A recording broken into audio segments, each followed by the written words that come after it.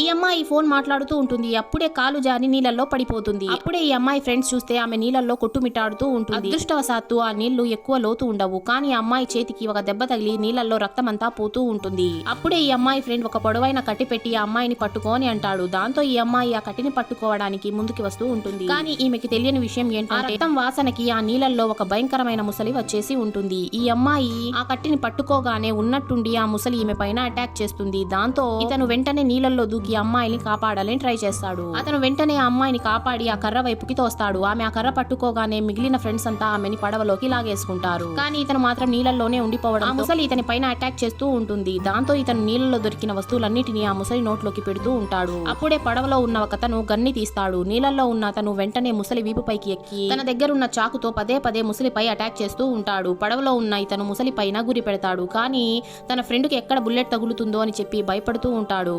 అప్పుడే ఉన్నట్టుండి ముసలి నీళ్ళలోకి వెళ్లిపోతుంది. కొద్దిసేపటి తర్వాత ఉన్నట్టుండి ముసలి బయటికి వచ్చి అతని పైన అటాక్ చేయడం స్టార్ట్ చేస్తుంది. అప్పుడే ఆ వ్యక్తి నీళ్ళలో మునిగిపోతాడు.